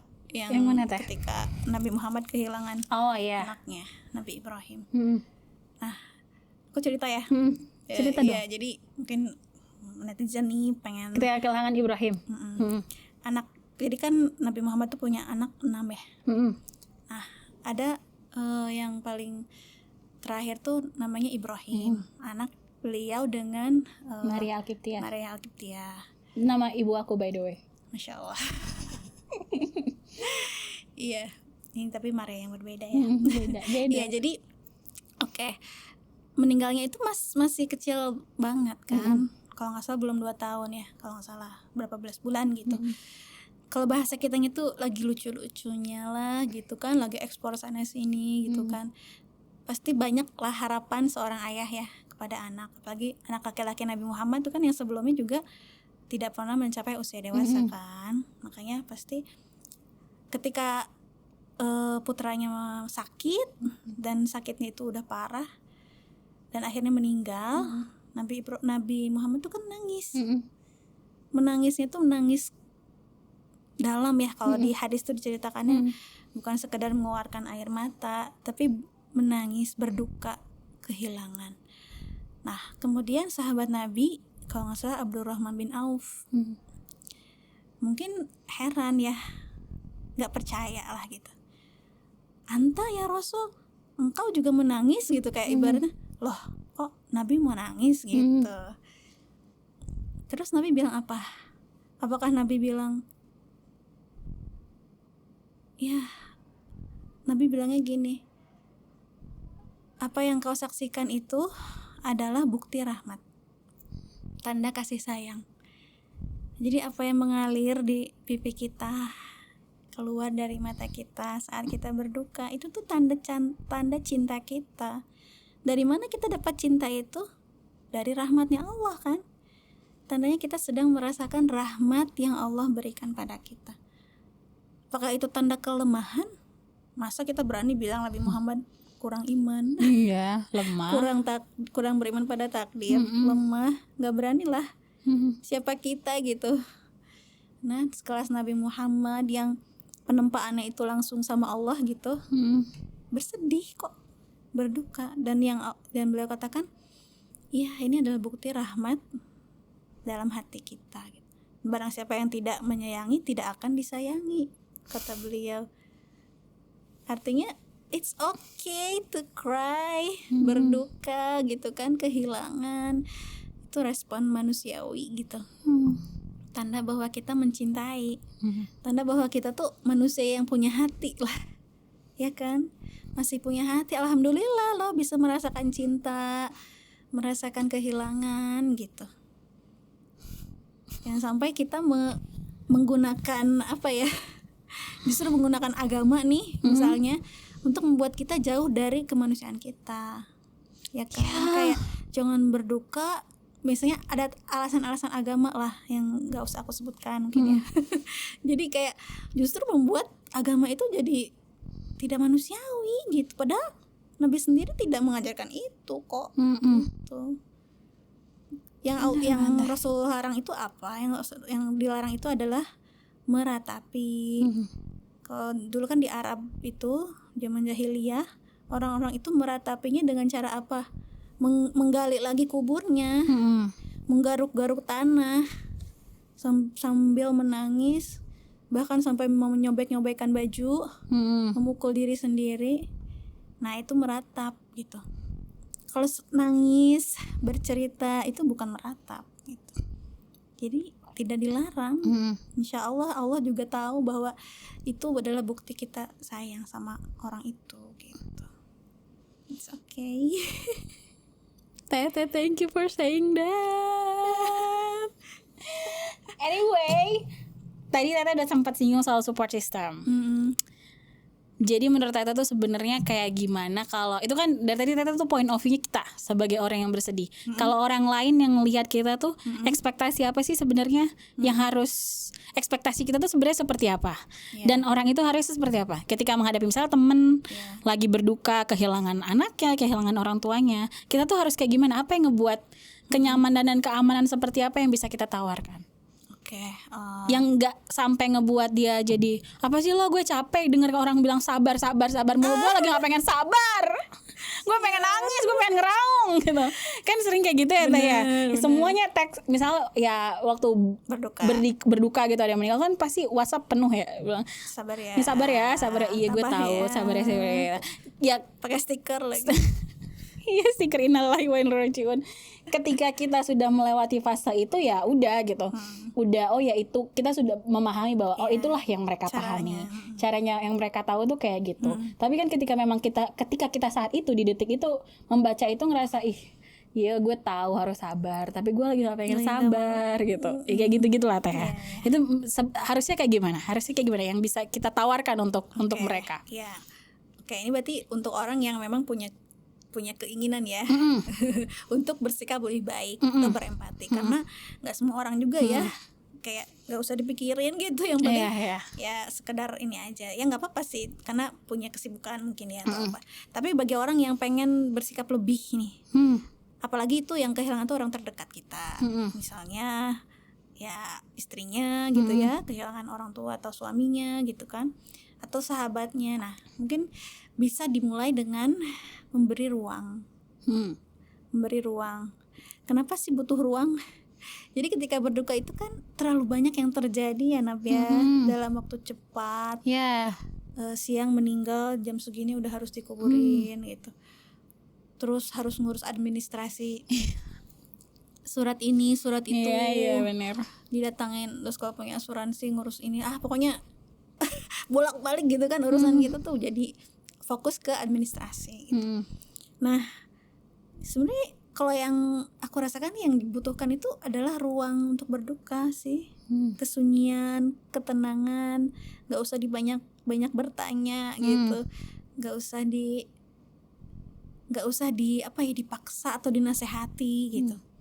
Aku punya pengalaman, jadi ketika aku berduka itu saudara-saudara ibuku itu datang ke rumah setelah pemakaman ya, dan tidak melakukan apa-apa, hanya datang bawa makanan, nasi padang tuh waktu itu, nasi padang paling tidak enak yang aku rasakan. Benar-benar deh, walaupun aku suka nasi padang ya Nabi ya, tapi saat itu makan apapun tuh nggak enak. Nasi padang tuh. Tapi itu yang menu yang aku makan setelah ayahku meninggal. Nah mereka uakku gitu ya, gak ngomong apa-apa, cuma bilang ayo makan dulu, dibawain makan, dibawain minum, gak ngomong gimana tadi perjalanan gitu, atau gimana sih cerita awalnya kok bisa meninggal. Yang itu banyak ditanyakan kan, gimana ceritanya gitu. Enggak, mereka hanya duduk membawakan makan, biarkan kita makan, terus kita ngaji bareng gitu. Jadi nggak banyak pertanyaan, karena nggak usah ditanya juga kita udah penuh pertanyaan di dalam pikiran kita gitu. Jadi kita dikasih ruang aja gitu, kasih ketenangan. Dan ya itu tadi paling ya, kalau mau berusaha lebih kita memastikan dia itu berfungsi gitu, makan, minum, terus tidurnya kayak gimana, karena itu hal-hal basic, tapi ketika sedang berduka jadi susah kan, Iya, nggak mau makan, nggak ingat kebalik aku sih teh. Itu. Aku makannya jadi luar biasa banyak. Begitu aku landing dari pesawat, nyampe rumah nih. Aku kan waktu itu di Bandung. Waktu itu masih tingkat 1 kuliah. Terus bapakku meninggal, aku pulang naik pesawat. Begitu landing nyampe rumah 3 piring aku habis makan. Sampai ditanyain sama orang-orang, "Nggak makan ya dari tadi?" Ya nggak bisa makan dong. Nggak bisa makan. Aku baru makan di situ di rumah saat itu tuh baru makan. Jadi yang pada orang lain pada ngaji gitu, pada tahlilan, aku makan sampai 3 piring, literally 3 piring. Cara coping ya. Iya. Aku makan beda. Iya. Nggak pakai nangis tuh makannya, makan. Ngaco banget itu, bener-bener itu malah yang ditanya-tanyain sama orang. Ya Allah si Bella, they call me Bella, saudara-saudara aku manggil aku Bella. Ya Allah si Bella yang congoan, tuh yang rakusan geragas gitu. Nah itu luar biasa aku makannya di hari itu, saat itu, detik itu. Semua aku makan, makanan buat tahlilan aku makanin. Iya. Ya karena perjalanan jauh juga. Perjalanan jauh. Ya berarti kan setiap orang punya lah ya caranya. Iya. Berarti kita perlu juga kenal gitu sama orang itu ya kan. Biasanya kan yang kenal orang-orang terdekat kan, Yes. keluarga, sahabat gitu. Tapi kalau secara umum gitu ya, ya berarti kita harus punya apa ya, kepekaan yang lebih Empati. empati gitu. Hal sederhana adalah kalau aku ya yang ngerasa ditemani itu ketika ada orang yang kasih pesan aku japri gitu di WA gitu. Nggak hanya mengirimkan bela sungkawa di grup besar gitu, tapi dia benar-benar care, nanya gimana kabarnya gitu kan. Terus dia minta maaf ya nggak bisa takziah. Itu juga kan nggak boleh ya. Yeah. Jadi takziah itu nggak bisa bebas karena masih pembatasan gitu. Ya, tapi itu membuat aku merasa ditemani sih, jadi tidak merasa teman-temani. Karena kan ketika berduka itu kayak berhenti dunia kita. Yes. Sementara orang lain dunianya masih berputar. Nah makanya ada perasaan terasing. Dia orang yang berduka jadi ada cenderung ya menarik diri atau menutup diri. Nah ketika ada orang datang nih, terus dia bilang, "Aku bersama kamu kok," gitu. Jadi terus dia menunjukkan kehilangan juga. Oh ternyata kamu juga kehilangan ya, walaupun itu bukan ayahmu gitu. Terus kita jadi merasa punya kedekatan, ya teman. Kita nggak sendirian melalui terowongan gelap tadi gitu ternyata gitu. Nah ternyata ya hal-hal sederhana itu sih yang aku rasa bisa membantu ya gitu. Jadi ketika ada netizen semua nih, kalau ada yang berduka gitu ya, pasti dia udah lelah menjawab pertanyaan ya. Yes. Jadi gak usah bertanya dulu kenapa bisa meninggal gitu, gimana ceritanya. Fokus ke kedukaan yang dia alami aja gitu. Kalau punya uang lebih boleh bawain makan, kirimin makan gitu, sekedar supaya dia merasa diperhatikan, diingat gitu. Tapi kalau enggak ya cukup tadi kirim pesan pribadi aja, tanya kabar atau minta maaf, tunjukkan kehilangan gitu. Insya Allah hal-hal sederhana itu juga cukup membantu sih gitu. Nah ini pertanyaan sangat-sangat personal buat aku nih ya. Oke, aku minum dulu kalau Mangga, gitu. mangga. Ini sangat personal nggak? Aku bilang kan sama Teteh tadi. Ini tuh jadi perbincangan sama aku dan Ambu Dian, teman-teman kita Dian Hairunisa. Teh Urfa, Ustadz Hate meninggal dia bisa nulis 3 buku. Perasaan meninggalnya baru kemarin Ustadz gitu. Terus gue udah 11 tahun bapak gue meninggal, yang gue bikin cuma lemak. Serius kan aku bilang tadi sama Teteh ya, aku tuh coping mekanisme aku tuh yang makanan ya. Emang aduh, pokoknya kalau lihat aku gendutan berarti aku sedang tidak baik-baik saja. Dari yang sebelumnya ya, kalau kelihatan gendutan nih dari yang sebelumnya terakhir ketemu, berarti ada apa di masa tidak bertemu tuh ada sesuatu berarti terjadi. Emang kenyataannya biasa kayak gitu. Nah, you know what? Percaya atau tidak Teteh, setelah baca buku ini, ya emang qadarullah sih. Kejadiannya waktu itu aku kena osteoartritis. Osteoartritis itu ada sakit radang sendi gitu di kaki kanan gitu. I see. Jadi ada fase di mana aku memang pengen hidup sehat, tapi boosternya salah satu buku ini. Ya. Aku ngerasa Kok bisa? lebih bisa. Iya, I don't know. Itu bukan It buku helps diet loh. Iya, bukan buku diet. Tapi aku bilang tadi, oh ternyata boleh diekspresikan, tidak apa menceritakan ini, tidak apa mengungkapkannya segala macam. Nah, jadi pasca baca buku ini, itu ya qadarullah aku dapat osteoartritis, aku jadi hidup sehat. Kalau teman-teman ketemu sama aku di 2022-2023 tahun lalu, awal-awal tuh, ini aku tuh jauh banget dari berat badan aku yang sekarang. Kurus banget. Wah, body goals. Insya Allah. Itu masa-masa happy aku luar biasa tuh. Nah, pasca baca buku ini luar biasa banget. Nah, anyway, sama pertanyaan aku tadi, gimana? Ya oke, Teteh karena Teteh suka menulis, jadi ini salah satu terapeutiknya Teteh ya. Oke. Menulis. Tapi aku nggak ngerasa ada hal positif yang aku lakukan gitu loh. Dalam proses menyembuhkan dukaku tuh nggak ada hal positif yang benar-benar berimpact sama diriku sendiri bahkan. Aku ya oke, kayaknya tuh ya kedukaan ini kan terus nggak pernah benar-benar sembuh ya Teh ya. Iya. Nggak pernah benar-benar sembuh karena aku ngerasa kayak ya aku emang bukan orang yang sama setelah beliau nggak ada tuh. I'm not the same person. Tapi ya aku alhamdulillah sudah menerima takdir, sudah bisa melihat dengan sesuatu yang lebih baik lah, dengan sesuatu yang lebih positif. Sudah bisa ngelihat oh ada hikmahnya, fadilahnya seperti ini dan segala macam. Tapi aku nggak bisa kayak Teteh yang kayaknya nggak ada hal positif yang benar-benar berimpact gitu sama diri aku, yang bisa yang telah atau akan aku lakukan Belum. pasca kehilangan gitu. Kayak oh ya gitu-gitu aja gitu. Ya udah gitu. Ya sudah lah gitu. Nggak ada hal yang ngebuat aku ngerasa oh kan gini ya Teh, kita yakin dan percaya kita bisa ketemu lagi sama orang-orang kesayangan kita ini yang sudah tiada ini, dengan kita terus berbuat baik, dengan kita terus menjadi orang yang soleha gitu. Insya Allah pertemukan dengan karena cerita mereka sudah selesai, tapi kita belum. Kita nggak tahu nih, kita masih bisa mengusahakan, kan kita juga nggak tahu mereka masuk surga atau enggak.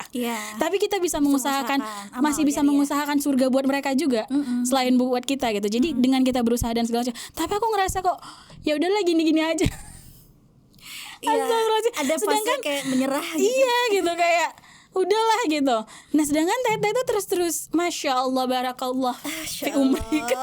Barakallah Teteh, you did amazing. Bisa mengubah emosi-emosi negatif itu jadi karya yang luar biasa, sedangkan aku jadi lemah. Astagfirullahaladzim. Kayaknya Nabila tuh terlalu keras sama diri kamu sendiri. Everyone say it. Hampir semua orang kayak ngomong gitu deh Teh. Bener gak aku? Bener. Kenapa? Menurut Teteh kenapa? Iya, mungkin ini ya agak luas juga ya ngomongnya. Jadi kita kan hidup di dunia yang maksudnya udah dikondisikan ya, seperti sekarang. Mungkin Nabila punya pengalaman yang membuat Nabila itu lebih melihat dunia ini harus seperti ini gitu, harus dilawan gitu, harus ditaklukkan tanda kutip, mungkin ya. Ada juga orang yang mungkin melihat dunia ini udah keras, tapi ya udah nggak apa-apa, yang penting aku tidak keras sama diri aku sendiri. Jadi ketika dia pengen rapuh ya udah rapuh aja, toh dunia tidak akan peduli gitu. Kalau dia mau sedih ya udah sedih aja, toh dunia terus berputar. Kalau kita ngikutin terus dunia berputar, ngikutin cara kerja dunia yang kerja pokoknya tanpa habis ya, ini terus running gitu, berlari nggak ada habisnya gitu kan.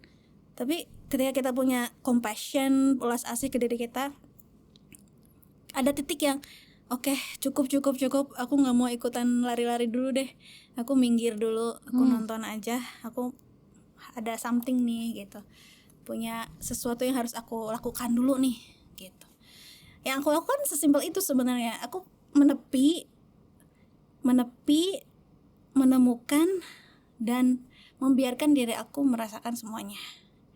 Katanya yang susah jadi manusia itu merasakan semuanya, merasakan senang, tapi merasakan sedih juga, menjadi kuat dan menjadi rapuh juga. Gak semua orang mau loh menjadi rapuh. Kenapa? Ya karena dunia ini keras. Bener gak? Dunia ini tuh menuntut kesempurnaan, menuntut semua hal harus set up dalam waktu cepat. Mau kalaupun berduka dikasih izin 2 hari, setelah itu kamu harus kembali seperti sedia kala. Gak peduli apapun yang kamu rasakan. Sampai aku tuliskan surat izin berduka di sini nih, surat izin berduka. Maksudnya adalah ya dunia ini ya somehow ya di dunia modern orang sudah agak luntur nih cara melihat kematian itu. Jadi harus terus berlari apapun yang dia rasakan gitu. Nah kalau kita ikutin terus, ya itu kita bakal nggak tahu deh sampai mana. Makanya ada saatnya kita tuh perlu lebih mengutamakan perasaan kita gitu kan. Ya nggak harus selamanya, mungkin ambil jeda aja gitu ya. Nah kalau yang aku alami, nah kenapa aku menulis tadi ya balik ya, selain karena tadi terbiasa menulis adalah ya aku belajar untuk melihat diriku dengan manusiawi sih Nam. Jadi aku juga orang yang perfeksionis. Wah dari kecil tuh udah juara gitu kan, masuk sekolah favorit, masuk PTN. Jadi hidupnya tuh kayak wow ambisius sekali anak ini, perfeksionis gitu. Terus ada momen ketika aku lelah menjadi baik-baik saja, sempurna, menjadi apa ya, tanda kutip anak baik-baik saja, anak A+. Iya. Ya udahlah, aku pengen apa adanya aja gitu. Belajarlah gitu kan, menulis tuh juga belajar mengakui kesalahan kita kan ya, rajin nyatet, rajin refleksi gitu. Jadi ketika terjadi nih musibah, ayahku meninggal, nggak ada perasaan aku harus terlihat kuat. Aku udah melepaskan itu gitu, melepaskan itu karena lelah gitu untuk memasang topeng berpura-pura gitu kan, untuk terlihat selalu oke, baik-baik saja gitu kan, padahal nggak tahu di dalamnya kayak apa gitu. Ya jadi buku ini juga lahir hasil transformasi seorang ambisius dan perfeksionis tadi menjadi orang yang lebih manusiawi pada dirinya sendiri gitu. Jadi tidak takut menunjukkan kerapuhan. Dan aku belajar dengan kita menunjukkan kerapuhan itu justru kita bisa membangun hubungan yang lebih lebih mendalam dengan seseorang. Ya, nih ciri orang yang sudah sahabatan biasanya itu dia sudah bisa membicarakan hal-hal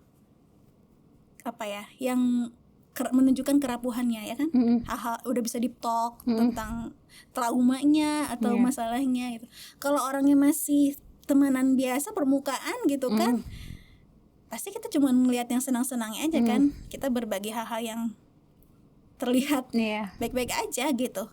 Berbeda kalau udah dengan sahabat gitu. Nah itu artinya kita itu akan menemukan hubungan yang lebih bermakna ketika kita mau lebih menyelami diri kita juga, lebih mau membuka luka-luka kita, lebih mau menunjukkan sisi rapuh kita, vulnerability kita, kemanusiaan kita gitu.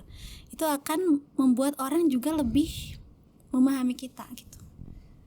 Nah yang itu yang secara tidak langsung ya mungkin aku lakukan dengan menulis ini. Aku menunjukkan kerapuhanku, kelemahanku, tapi juga aku menunjukkan cara aku bangkit, cara aku berjuang gitu. Dan ternyata orang-orang tuh lebih tergugah dengan hal seperti itu. Ya kan, bukan hal-hal yang setengah hari langsung jadi gitu, tapi dengan tadi ada proses struggle yang diceritakan gitu. Jadi itu menjadi manusia gitu. Menjadi manusia, merasakan semuanya. Seperti aku berbicara di sini, menunjukkan sisi-sisi aku yang mungkin orang lain tidak tahu gitu. Itu juga butuh keberanian ya. Karena ini bukan permintaan pertama aku ya Teh ya. Teh langsung ya nih pertama kali ngubungin Teh tuh Teh Urfa nggak langsung ngeyain guys. Iya, ada apa tuh? Ada masanya untuk jeda untuk kayaknya bulan lalu ya. Agustus apa September? Agustus kayak deh Teh. Agustus. Ya jadi aku pernah nggak mau ya. Mm-mm. Aku belum siap kayaknya nih. Apalagi ditonton banyak orang di Masya Allah. medsos menunjukkan sisi rapuh gitu kan. Iya, ada masanya nggak siap, tapi ketika ketika aku punya harapan bahwa mungkin nggak muluk-muluk sih, aku hanya ingin mungkin ada 1 orang 2 orang gitu ya yang lihat buku aku, baca buku atau mungkin nonton podcast ini, terus dia merasa tidak sendiri lagi. Itu tuh buat aku udah cukup bermakna gitu. Masya Allah. Ya 1 orang yang tiba-tiba komen atau kirim DM, itu lah jadi penulis tuh sangat misteri sih sebenarnya. Kenapa nulis gitu kan? Ya mungkin karena aku pengen mendapat komen-komen 1-2 komen atau DM yang bilang thank you ya udah nulis buku ini, kamu membantuku, kayak kamu Nabila tadi bilang gitu kan. Itu yang membuat aku terus Aku menulis. nggak peres, aku nggak gombal. Itu nyata, senyata-nyatanya. Iya, Aku beli ya, ini bukan dikasih sama Teh Urfa, ini aku beli. Semua buku Teh 5 Urfa malah beli. ya. Yes. Buku-buku Farah Konita aku semua beli, kecuali yang terakhir dikasih. Nah ini yang bagus paling nih. baru. Gak minta gratisan Gak ya. minta dong, aku Ya semua Allah. beli dari zaman seni tinggal di bumi sampai hari ini tuh aku beli semua. Aku juga beli. Ya kan Teh? Teteh Happiness Lab aku beli. Nah itu belum kebahas tuh. Aku baca tulisan Teh Urfa dari Happiness Lab. Ya Allah, buku pertama Beda banget ya. Kalau dibilang beda karena proses dan progres Teteh Nulis. makin mature sebagai seorang penulis, ya oke lah gitu. Tapi aku ngerasa beda, lebih ya dari tema yang Teteh pilih kontras sekali. Yang satu Happiness Lab, yang satu lagi nih Jika Bersedih. Jika Bersedih. Iya. Beda banget ya Teh, pas sebelum dan sesudah Ustadz meninggal tuh point of view Teteh jadi berbeda. Yang satu tuh kayak berusaha untuk Positivity yang orang banget. tak apa jadi orang biasa tuh sebelum kan? Ya, Sebelum kan tuh aku juga baca itu tuh merasa sangat mantap nih. Easy banget. Begitu setelah Ustadz nggak ada, wah, langsung kontras sekali Teh. Ada apa itu Teh? Wah, Kenapa mantap nih. beda banget? Aku suka nih. Berarti Nabila tuh benar-benar baca buku aku ya. Baca, aku fans. Aku nggak bohong dan aku nggak gombal dan nggak peres. Iya, karena hanya orang-orang yang benar-benar baca yang tahu gitu kan. Dari diksi, dari cara menyampaikan tuh beda. Iya beda dong. Nih, aku nulis nih Medan 21 April 2022. Masya Allah. Beli buku Teteh 2022 kan? 2022. Oke, jadi apa tadi? Bedanya sebelum dan sesudah Ustadz gak ada, Beda kan buku beda. akunya atau Iya beda. karyanya? Teteh terhadap karya Teteh kan point of view-nya beda banget, tulisannya beda banget. Yang satu tuh ngajak hidup chill, seru apa adanya. apa adanya. Iya banget lah. Terus aduh suka banget aku yang tak apa jadi orang biasa itu. Apa sih? Tak masalah jadi orang biasa itu aku ngerasa nggak semua orang harus jadi Iron Man. Itu aku ngerasa semua orang harus pergi ke Mars. Yes. Suka banget aku tes sama buku itu. Thank you so much for that, Ivan. Terima kasih gitu. Nah kemudian 3 buku Teteh setelah pasca Ustadz gak ada tuh kontras banget lah. Kayak dark gitu. Iya. Berarti kan switch moodnya Teteh secara emosional di diri Teteh tuh kontras banget. Sangat bertolak belakang. Sangat-sangat bertolak belakang. Ya, oke. Ya, bener. Aku gak mau menjelaskan apa-apa. Maksudnya ya, iya begitulah mungkin proses kehidupan mengajarkan aku gitu. Ya, untungnya ya, maksudnya ada baiknya juga nih aku nulis buku ternyata. Setiap tahun nulis buku jadi terdokumentasikan kan perasaan-perasaan dan cara pandang kita. Oh ternyata yang dulu tuh sudah tidak relevan, terus aku mengupdate lagi gitu kan seiring dengan bertambahnya pengalaman gitu.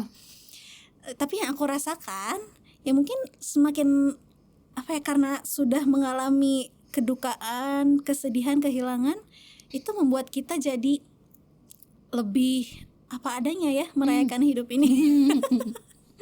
Mungkin kalau sebelumnya tuh kayak ada keinginan untuk positif aja, tahu kan pernah ada tren atau mungkin sekarang juga masih untuk menunjukkan hal-hal positif aja lah, positive vibes only. Yeah. Positif, be positif gitu kan, positive thinking gitu kan.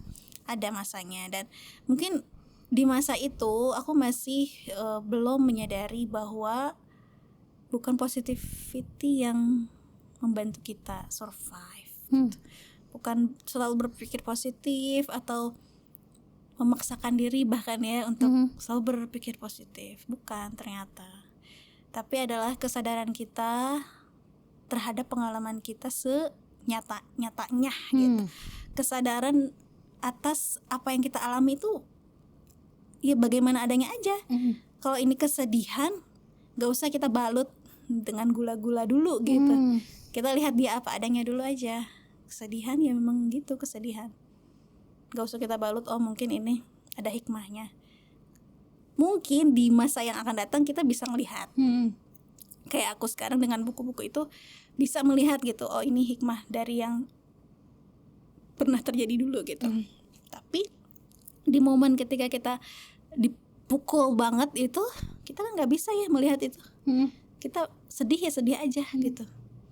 Ya mungkin sebagai muslim sih bersedih, tapi selama itu tidak menyalahkan takdir ya gitu. Jadi it's okay bersedih gitu, selama ya tetap punya keimanan lah, keyakinan bahwa ini walaupun sulit dijalani gitu ya, percaya aja gitu kan. Itu juga kan ketika ayahku meninggal tuh susah dijalani, tapi percaya aja walaupun nggak tahu nih jalan ini mau kemana gitu kan. Karena kalau dipikirin juga rumit ya, nggak tahu. Akhirnya ya udah percaya gitu. Satu-satunya yang menyelamatkan tuh yaitu percaya pada Allah dan lain sebagainya gitu kan. Nah balik lagi ke yang tadi, jadi apa ya? Iya, proses aku mungkin jadi semakin realistis aja gitu, melihat hidup tanpa harus sugar coating gitu, harus menyembunyikan di balik layar seperti ini gitu kan, memanis-maniskan yang sebenarnya pahit gitu. Kayak teh ini ya udah sebagaimana rasanya aja gitu. Jadi aku mungkin lebih bersahabat dengan semua emosiku, bersahabat dengan emosi yang dalam tanda kutip negatif gitu maupun positif gitu. Kalau sebelumnya tuh mungkin aku merasa hidupku baik-baik aja kayaknya. Ya ada di fase aku punya yang aku butuhkan kok gitu, keluarga aku masih lengkap gitu kan, aku menikah, punya pasangan, punya anak, ya tanda kutip hidupku sempurna aja. Apa yang aku keluhkan gitu. Once ketika itu terjadi gitu kan, dipukul banget, ternyata nggak enak ya. ternyata ya tidak apa ya, ya hidup ini bukan milik aku gitu. Tidak semuanya bisa aku kendalikan gitu. Dan itu juga bukan berarti hidup ini jadi kurang apa ya, kurang baik dari sebelumnya ya. Berarti ketika ini fase yang lebih buruk dari fase aku ketika masih naif dulu gitu, masih baik-baik saja hidupnya. Tapi justru ini fase yang buat aku lebih apa ya, lebih luas lagi mungkin pemahamannya atau cara pandangnya, dan bisa memahami lebih banyak orang lagi gitu kan. Dan karya-karya aku juga mungkin mudah-mudahan bisa lebih menjangkau orang-orang yang mungkin gak baik-baik aja gitu. Teteh, buku Teteh bisa menjawab nggak ya? Menjawab banget. Teteh, buku Teteh bisa didapat di mana? Lihat Instagram Teteh aja. Oke, yang ini bisa di toko-toko buku independen. Kalau yang biru itu di Gramedia. Gramedia ada. Ya. Ini udah nggak ada guys. Nah ini karena berbeda penerbitnya. Kalau yang putih itu terbatas banget sebenarnya, dulu hanya cetak 200. Ini hanya orang beruntung yang mendapatkannya. Tapi ada versi audiobook. Apa? Ebook. Oh ada ebooknya. Di ada Google Playbooks. Google Playbook ada. Aku ada 5 buku Teh Urfa sama aku. Ceritain ya. Oh boleh. Secara singkat bedanya. Jadi kalau ini tadi tulisan-tulisan pendek. Jadi untuk orang yang mungkin belum bisa melahap buku panjang ya, itu cuma satu halaman gitu kan, catatan. Jadi dan tanpa filter, apa adanya perasaannya. Sedangkan kalau yang ini tuh esai naratif. Jadi mungkin lebih berat dari yang itu. Tapi kalau misalnya pengen menganalisis atau cari tahu banyak kisah-kisah dan cara pandang dari agama juga sih, bagaimana menyikapi depresi, kesehatan mental dan lain-lain. Kalau yang ini singkatnya ini perpaduan antara dua itu. Jadi ada versi ini ya, blak-blakan, emosional, tapi juga itu dibawa atau ditampilkan apa sih hikmahnya gitu loh. Jadi nggak gelap-gelap banget. Yes. Ada sisi terang, ada harapan yang mau disampaikan dari buku ini. Ini seperti itu. Dan ini udah cetak ulang kelima. Masya Allah. Alhamdulillah, barakallah, terima kasih buat semua pembaca. Teh Urfa ini lulusan psikologi Unpad ya guys ya. Jadi itu yang ngebuat tulisannya begitu penuh empati, tidak hanya ya namanya orang yang sangat soleh ya, amin insyaallah. Ya Allah, amin ya Allah. Amin. Insyaallah dengan niat dan intensi yang baik nulis buku. Jadi aku ngerasa banget beneran ngerasa disayang ketika ngebaca tulisan Teh Urfa tuh. Pertama karena beliau anak psikologi, yang kedua karena emang intensinya baik insyaallah ya Teh ya. Insyaallah. Dan emang menterapi diri sendiri kan. Jadi kerasa seneng banget kalau ngebaca tulisan Teh Urfa tuh, ngerasa Thank you. Gak hanya ngerasa karena relate, tapi ngerasa I know this feeling. Aku tidak sendiri. Iya, I'm not alone. Thank you Teteh. Mungkin terakhir dari Teteh untuk teman-teman di luar sana yang mungkin sedang mengalami apa yang telah Teteh alami, kehilangan orang terdekat. Aku lihat kemana nih? Ke situ? Bebas kemana aja, Okay. Kemanapun. Ke kamu aja. Boleh. Iya, bentar ya, aku mikir dulu. Mangga Teh. Ya, aku berhati-hati sekali untuk menyampaikan karena aku tahu setiap orang itu punya cara berduka ya, yang berbeda-beda. Di keluarga aja yang menulis cuman aku. Yang lain beda-beda, ada yang berkebun, ada yang main game. Kayak Nabila tadi kan punya cara sendiri, makan ya kan, jalan-jalan ada juga kan. Ya, jadi aku tahu setiap orang punya journey yang tidak bisa disamakan. Kamu harus seperti aku nulis buku biar lebih sehat, enggak juga gitu ya. Ya, aku cuma mau bilang bahwa di saat hari itu terjadi, hari yang mungkin pengen kita lupakan gitu ya, kematian orang terdekat kita, mungkin kita merasa hidup kita sudah selesai di situ gitu ya. Banyak yang ikut terkubur bersama beliau, sama orang-orang yang kita cintai yang sudah tidak ada. Banyak yang ikut hilang, banyak yang ikut berakhir gitu. Dan rasanya kita juga kayak udah nggak sama lagi kayak yang Nabila bilang tadi kan, nggak ada yang bisa menggantikannya lagi gitu. Tapi mudah-mudahan kita masih punya sedikit saja harapan gitu, harapan bahwa masih ada kok yang tersisa dari kepergiannya, bahwa kepergiannya itu ternyata tidak membawa semuanya. Ternyata masih ada yang tertinggal di kita, ada cinta, ada kenangan juga nggak semuanya bahagia, mungkin ada kenangan sedih, ada kenangan bahagia, tapi semua itu berharga. Dan ada juga harapan untuk terus bertemu dia kan. Ada kerinduan, dan kerinduan itu rasa yang sangat indah, rasa yang jadi kompas kita. Misalnya ketika kita lengah gitu ya, males ibadah, sholatnya telat-telat gitu ya, ingat lagi, ya Allah, aku pengen ketemu keluarga aku nanti, mungkin orang tua kita, anak kita, atau siapapun itu, saudara kita. Aku masih pengen bertemu dia di surgamu ya Allah gitu. Jadi mudah-mudahan kerinduan itu menjadi kompas, membawa kita berjalan terus, walaupun tadi terasa gelap ya, gelap sendiri, sampai kita tuh udah nggak bisa nangis lagi. Sampai kita udah rasanya udah menyerah gitu. Tapi harapan-harapan itu, walaupun sesederhana apapun itu gitu ya, tetap pelihara.